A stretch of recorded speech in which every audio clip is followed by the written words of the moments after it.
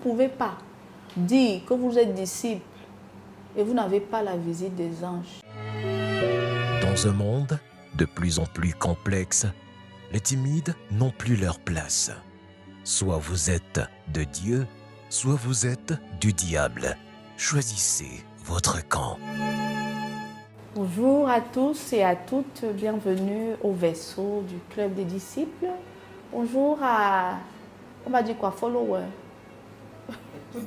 Ou dire disciple, ou dire élève, un suivant, quelqu'un qui suit, un suiveur, follower.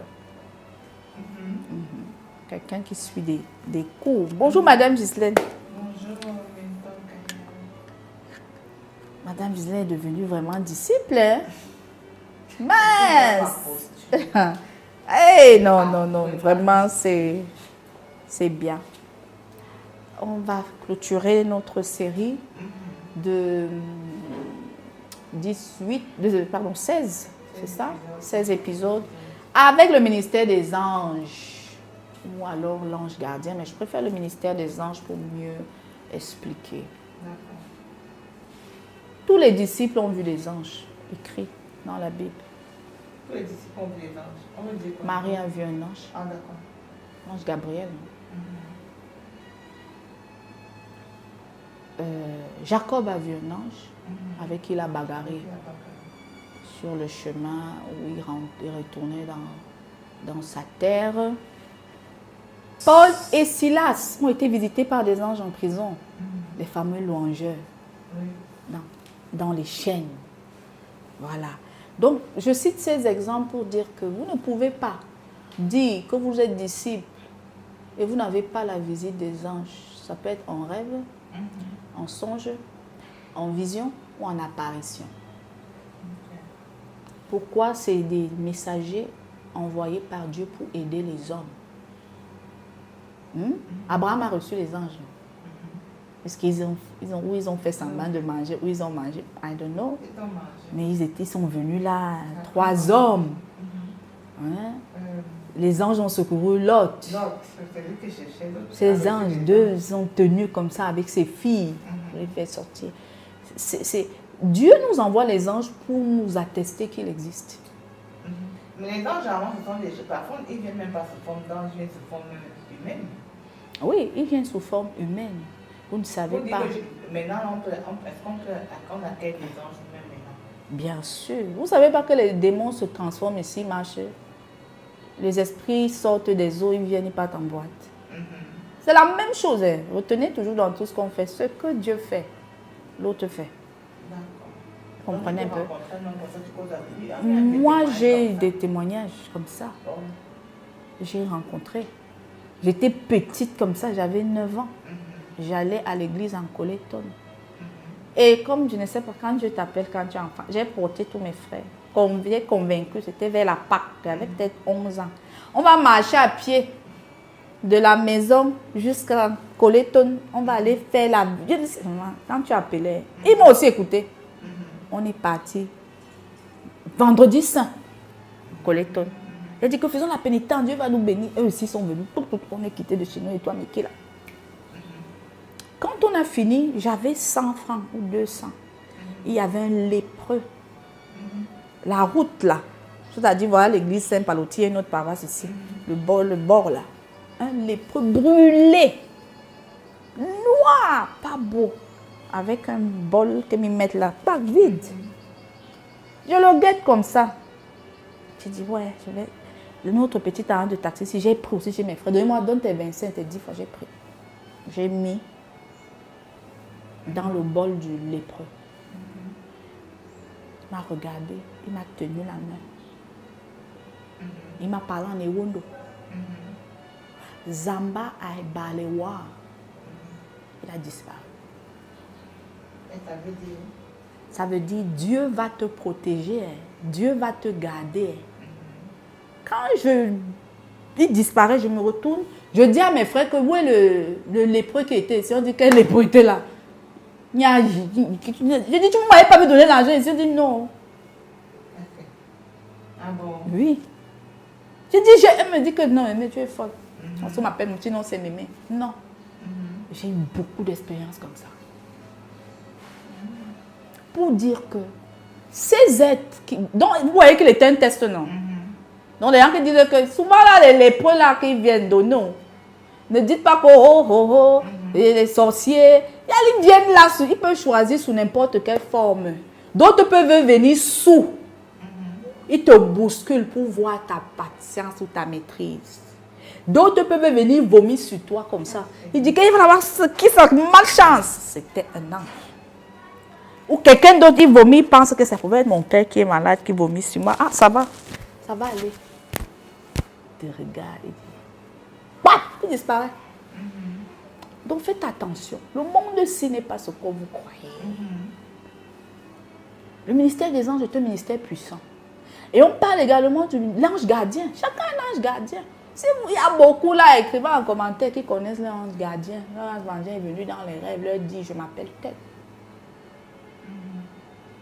Je m'appelle tel, je suis tel. Disant, pourquoi vous êtes calme comme ça? Vous êtes particulièrement calme. La scène de vomi là, j'ai dit une scène comme ça m'arrivait, j'allais tomber. C'est pour ça qu'on demande. Oui, que ça veut dire que c'est tellement. Ils viennent souvent dire Jésus est venu avec un visage qui n'allait pas attirer les regards. Parce que s'il venait qu'un fils de Dieu, épée flamboyant, mais tout le monde va dire que c'est même Jésus qui est Dieu, même Hérode va dire qu'il ne te tue pas. Il est venu un genre là, pas beau, un genre fils de. Pour que les pensées des cœurs soient dévoilées. Faites attention à votre cœur. Vous voyez, on a parlé en aval, j'ai parlé de la charité. Si vous avez dit à la charité, quelqu'un te piétine. Un enfant, tu es dans un bus, l'enfant a la diarrhée, les amis ils chient sur toi. Tu vas dire, ça pouvait être mon enfant. Ramenez-toi à vous. Hein. On dit, aime ton prochain comme toi-même. Un enfant pouvait être qu'on est dans des conditions où je n'ai plus d'argent. On voit l'enfant à la diarrhée, il fait caca sur quelqu'un. Est-ce que je vais faire, débrouillez-vous. Ça me fait mal. Tu supportes seulement. Notre enfant s'est fait fort, on fait comment? Mettez-vous à la place de l'autre. Parce qu'on croit souvent qu'on ne sera pas de girl next door.